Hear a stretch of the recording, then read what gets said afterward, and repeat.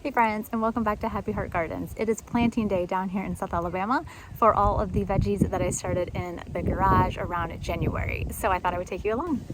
So tonight I'm going to be planting out my tomatoes, my peppers, cucumbers, zucchinis, some basils, and I think that's it.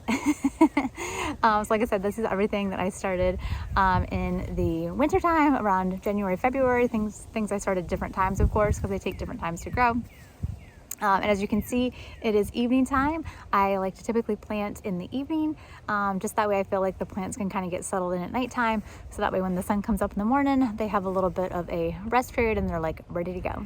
And as it goes with all things gardening, there are many ways to do something, not necessarily hard and fast rules, or I should say I don't like to have hard and fast rules. I just like to share the way that I like to do it, but if something works better for you in your area and in your garden space, then go for it. So this is real life. So this is everything loaded up onto my golf cart that I think I am going to need. First up, we have tags. I love these metal tags that I just make labels for. That way I know what it is, and in my hot climate, this doesn't come off. It's the only thing that I found to work. So I of course make them up beforehand so they're ready to go. Of course have all the plant babies, some gloves, and then this little jug here I'm going to fill with water.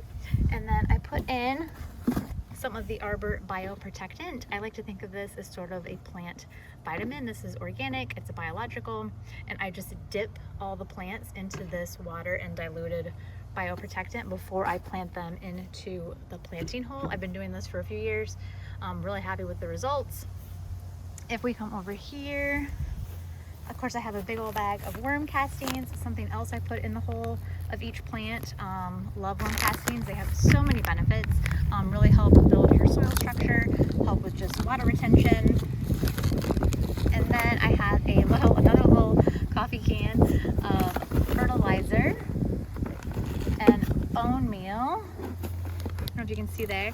So I did that just to make it easier to, again, sprinkle into each hole, or just to stick my hand in instead of putting into each bag. So when it comes to fertilizers, I have different things. So I like to use pretty much 3 different kinds.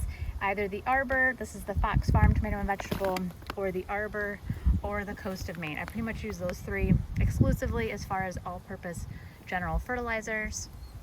Of course I have a shovel in here somewhere to help dig the holes. Here we go. A nice good trowel. That is very helpful. This is a little just extra blood meal because I'm going to plant out some corn, so I like to give them some extra blood meal. But yeah, so now it's just a matter of laying everything out. So that's something else I like to do. I will take the plants. Look at these tomato plants. Aren't these beautiful? Oh my gosh. I'm so excited with them. They turned out really nice. Like, I get very excited planting things, or starting from seed in the garage, because I can grow nice tomato plants. It's when they come outside and Mother Nature gets involved that things go sideways for me.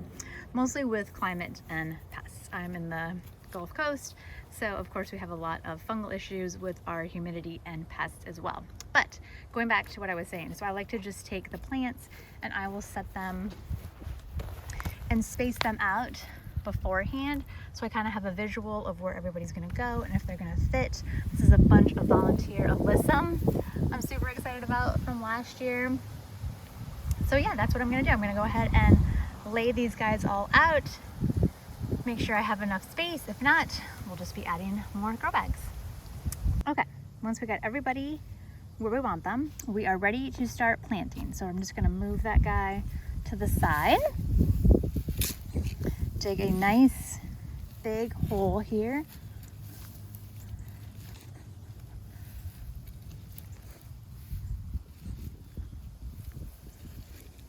Want to get a nice deep hole for tomatoes. That's good.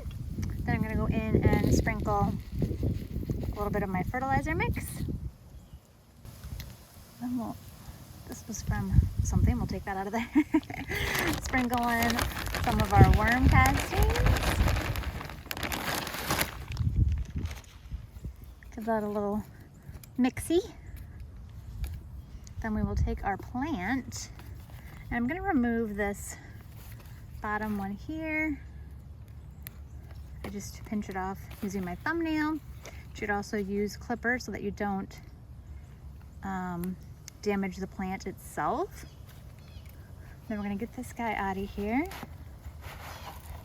Oh yeah, he's ready to come out. And I got my Arbor mix with the bioprotectant. We just kind of dunking down. And then straight into the hole.